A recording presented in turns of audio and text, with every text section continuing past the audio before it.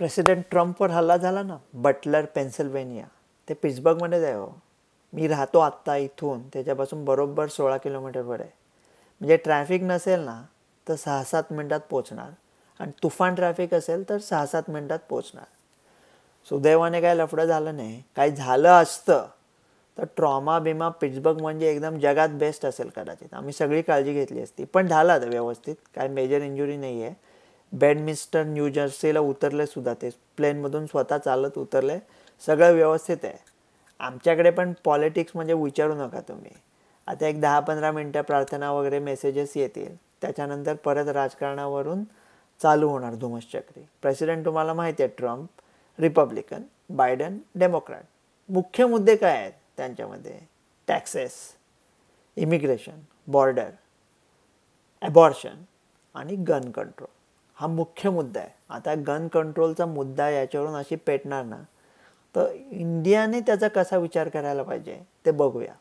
तर पुढे डिटेल येतील. आता काय सोशल मीडिया असल्यामुळे कधी कधी वाटतं मनातली भडास एकदा गरळ ओतून टाकलं सोशल मीडियावर तर मग बाकी लोक लफडी करणार नाहीत.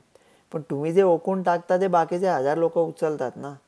त्याच्यामुळे आता 20 वर्षाचाच मुलगा होता, बेथेल म्हणून पिट्सबर्गची एरिया आहे, थोडी आमच्या दक्षिणेकडे आहे.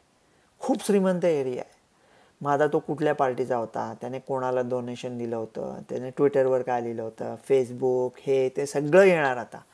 आणि मग त्याच्यातून मग कॉन्स्पिरसी थिअरीज, की असा मनुष्य छतावर पोचलाच कसा, तिथे त्यांनी अलाव कसं केलं, मग ह्याच्यामध्ये कोणाचा हात होता वगैरे.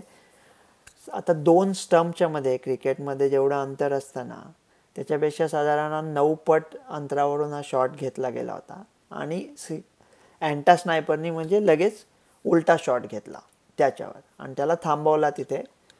तर आता गन कंट्रोलचा मुद्दा कसा आहे माहिती आहे, भारताच्या दृष्टीने विचार केला तर अमेरिकेचं 2nd अमेंडमेंट आहे, म्हणजे आमच्या संविधानाचं 2रं कलम आहे की गन तुम्हाला सिटिझनकडे ते पाहिजे.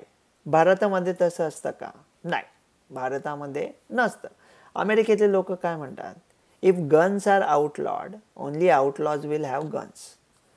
म्हणजे तुम्ही जर का गन बाळगणा गुन्हा केला तर फक्त गुन्हेगारांकडे बंदुका असतील. अमेरिकेत अजून एक म्हण आहे की God made man, Sam Colt made them equal. म्हणजे सॅम कोल्ट गन बनवणारा होता. आपल्याकडे लहानपणी बघा, विचार करा, त्याच्याकडे तरी मन्या दादा, तात्या दादा, बंडू दादा, दगडू, कोण असे दादा असायचे, कुठले जे कोण भिकारी लोक येऊन ते लोकांवर दादागिरी करून जायचे. अमेरिकेत अशी छोट्या लेवलची दादागिरी शक्यच नाही हो. कारण कधी कोण घोड्यावरून जाणारा अहमद मिया किंवा सन्नाटा चाचा कधी बंदूक काढतील ते काही सांगताच येत नाही कोणाला. त्याच्यामुळे लोक टरकून असतात. याचा दुष्परिणाम पण होऊ शकतो ना, म्हणजे ते दुसऱ्या टोकाला जाऊ शकतं. रिपब्लिकन काय म्हणतात, काही कंट्रोल नको, 2nd अमेंडमेंट आहे ना, घेऊ द्या. डेमोक्रॅट म्हणतात की तुम्हाला घराचं प्रोटेक्शन करायचं आहे ना, मग छोटी गन घ्या ना. मशीन गन कशाला हवी, एवढं अम्युनेशन कशाला तुम्हाला हवं, 1800 गोळ्या वगैरे, त्याच्यावर कंट्रोल ठेवा. अमेरिका करू शकेल, कुठला देश जगातला करू शकेल, अमेरिका करू शकेल. स्मार्ट गन्स बनवायच्या, आयफोन वगैरे असतो ना, तुमचं थोबाड बघितल्याशिवाय उघडतच नाही, किंवा तुमचं ते अंगठा चाप लावल्याशिवाय. तर तसंच तुम्ही जर का स्मार्ट, तुमचा हात लागला तरच ती गन चालू शकेल, अशा स्मार्ट गन बनवल्या किंवा अशी काय टेक्नॉलॉजी बनवली अमेरिकेने, तर ते काढू शकतील. पण आता दुसरी, भारतात आपण बघतो ना, पॉलिटिशियन वगैरे जातात त्यांच्या शेजारी माणसाचा साहेब आहेत दाखवायला. त्यांचं काय ट्रेनिंग असतं वगैरे मला माहीत नाही, त्याच्याबद्दल मला विशेष माहीत नाही. पण एक मला माहिती आहे, मी 5 स्टार हॉटेलमध्ये राहतो ना नेहमी, खोडं कशाला बोलू, भारतात येतं तेव्हा ते बाहेर उभे असतात ना लोक, म्हणजे अरे ते काय दांडिया खेळतायत ते छोटेसे हे घेऊन, ते काय लोक, ते कोण, काय सिक्युरिटी असते, ते काय नमस्कार काय करतात तुम्हाला. मी काय म्हणतो, बाहेर असे तगडा प्रोफेशनल टीम ठेवा. बाहेर तुमची ओळख पटेपर्यंत बाहेर जो आहे त्यांना आधी दहशतवादी किंवा गुंडच समजायचा. एकदा त्यांनी आत येऊन त्यांचं फोटो ID किंवा काय आधार कार्ड तुम्हाला बघायचं ते बघितलं की मग त्यांना काय टिळे लावा, माळा घाला, काय सत्कार करायचा, निरांजन पेटवा, काय वाटेल ते करा. पण बाहेर असं नका त्यांच्याबरोबर वागू की साहेब आले. तिथे एकदम प्रोफेशनल, त्यांना चोरासारखं वागून बरोबर अशा तगड्या टीम पाहिजे तो. म्हणजे आता ते ताजवर हल्ला झाला होता दुर्दैवाने, तर असं होऊ नये पिट्सबर्गमध्ये वगैरे. पण झालं तर सिटिझन्सकडे गन्स असतात हो, ते 2-3 मिनिटात संपवलं असतं त्या पोरांना. पण तसं मी उलटं म्हणत नाही आहे की भारतामध्ये गन आणल्या तर अजून एवढ्या गडबड आहे तर त्याच्यामध्ये अजून गडबड होईल. पण माझी एक सुपर्ब आयडिया आहे की 10-10 पोलिसांचे एक पथक असे 1000 रोविंग चालत सतत भारतामध्ये सतत कुठे रेल्वे स्टेशन आहे, हॉटेल्स आहेत, एअरपोर्ट्स आहेत, मॉल्स आहेत, शाळा आहेत. भारतात सुदैवाने असे अजून काही झाले नाही आहेत, हल्ले होतात तसे. पण ते हल्ला व्हायची वाट बघायचे का? म्हणून आपण याच्याकरता पुढे शिकून ठेवायचं. आणि कधी कधी कसं होतं ना, अशी जेव्हा एखादी मेजर इव्हेंट होते, आमच्या इतिहासापूर्वी पण झालं आहे. म्हणजे जेम्स गारफिल्डला मारलं होतं, त्याच्यानंतर मकिनली मेले होते आणि तेव्हा थिओडोर रूझवेल्ट आले होते, केनेडी जाऊन लिंडन जॉन्सन आले होते. तर माउंट बॅटन होते, ते भारताचे पहिले गव्हर्नर जनरल होते.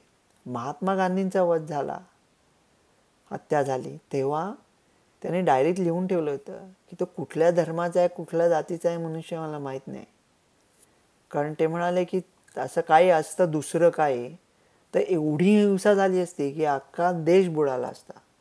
तर त्याच्यामुळे हे अशा सेन्सिटिव्ह घटनांमध्ये हे बघणं खूप जरुरीचं असतं इतिहासाच्या दृष्टीने. आणि आता तर सोशल मीडियामुळे वणव्यासारखं पसरू शकेल.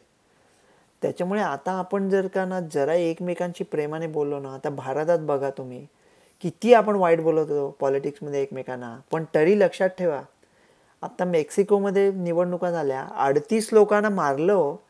प्रेसिडेंटसाठी जे उभे राहिले होते 38 लोकांचा खून झाला. त्याच्या मानाने भारतात किती चांगलं आहे आपलं. जरा स्वतःची पाठ थोपटून घेऊया, मस्त चाललं आहे आपलं सगळं आता. आणि कधी कधी काय असतं ना, ज्याला आपण म्हणतो देवाचं संविधान असतं, ते 1761 जानेवारी, विचार करा, विश्वासराव बसले होते हत्तीवर आणि त्यांना गोळी लागली. मराठी सैन्यात एकदम असे वैषम्यपूर्ण वातावरण की अरे बाबा विश्वासराव पण पडले आता. मग पळापळ चालू झाली, पानिपत हरलं. तेव्हाच त्यांना जी ती गोळी शेजारून गेली असती तर मनात आलं असतं की हे देवाचीच इच्छा आहे आपल्याला आज वाचवायचं. मग मराठी तुटून पडून इतिहासच बदलला असता अख्ख्या सगळ्या जगाचा. असं काहीतरी बघूया आता पुढे काय होतं. अजून काय झालं तर मराठी आपल्या लोकांपर्यंत पोचवू. पण सध्या ना आपण जरा थोडे खूप सगळं टेम्परेचर वाढलं आहे जगामध्ये, सगळे किती लफडी चालले आहेत. त्याच्या मानाने आपण आता खरंच भारत ना जगाचं नेतृत्व करू शकेल माझ्या मते. डॉक्टर रवी गोडसे.